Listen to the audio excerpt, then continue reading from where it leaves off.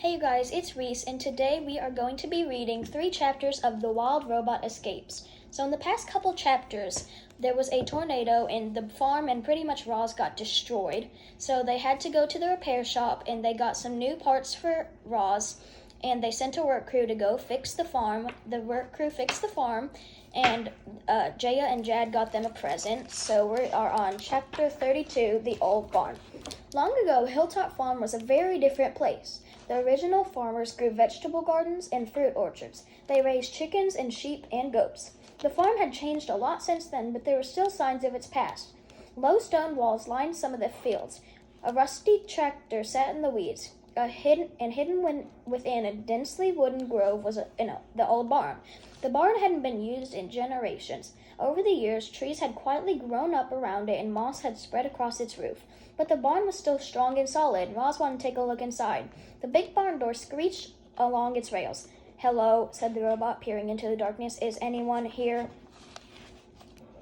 A mouse squeaked and scurried out of sight. Then Roz had the barn to herself. She stepped through the doorway and switched on her headlights. The vast interior was crisscrossed with thick wooden beams. Stairways and ramps led up to lofts and platforms. Lanterns hung from hooks on the walls. Old-fashioned farm equipment lay here and there. The barn still had the faint smell of farm animals, even though none had lived there in ages. A large trunk sat on a work table covered in dust. Roz carefully opened the lid and examined its contents. A collection of farming magazines, a pair of leather gloves, and a pencil knob. And then she noticed a small journal. The name Cyrus Sharif was elegantly scrawled across its cover. The pages were filled with his handwritten notes and hand-drawn diagrams about raising livestock and growing crops and building barns, about working the land with the help of strong animals and simple machines. Cyrus Sharif had also jotted down his thoughts about the long history of farming. He believed that the modern world owed its entire existence to ancient farms when early humans first started growing their food. Those farms were small and primitive, but they supported villages, which became towns, which became cities. The writings were so wise and insightful that Roz read the journal from cover to cover. By the end, she almost felt as if she was Cyrus Sharif, whoever he was. The journal was a treasure, and she tucked it into a pocket of her tool belt for safekeeping. Chapter 33, The Autumn. Autumn colors were sweeping across the farm country. The lush greens of summer had faded to reds and browns. Crops were harvested, leaves fell away, and the landscape turned stark and gray. On Hilltop Farm, the cows were grazing on what remained as the pasture grass while the herding machine hovered nearby. The field machine was preparing the fields for winter. The drone circled the farm several times a day, but there was less to report in autumn. Although Jaya and Jed were busy with school, they always made time for Roz. The children never grew tired of listening to the robot's stories. They never grew tired of sharing their own. The bees and the mice and the deer and the frogs and the raccoons and the squirrels and the snakes were all getting ready for cold weather. So too were the birds. The owls spruced up their nests, the crows stockpiled acorns, the swallows were still swooping over the farmland, and they would be leaving for winter. And any day now, other migratory birds would begin passing through on their long journeys to the south. Chapter 34, Delighted Geese.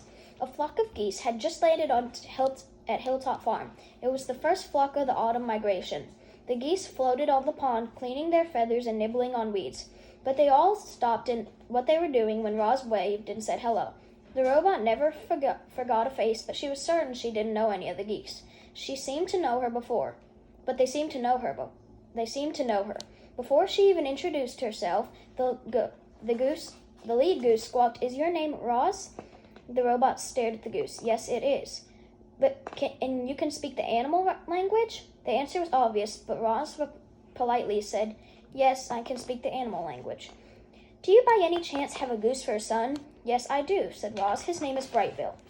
At that, a voice blurted out, "The stories are true," and suddenly the flock was smiling and fluttering to the robot. When the commotion settled down, the leader explained, "All along our migration, we've heard rumors about a robot who can speak with animals and has a goose for a son, and who is trapped here on a farm. That sounded ridiculous to us, but here you are." The flock was absolutely delighted to meet our robot. They lounged around the pond for a couple of days, chatting with Roz whenever she came by, and then they continued flying south to their wintering grounds. Another flock of geese arrived, and the same thing happened all over again.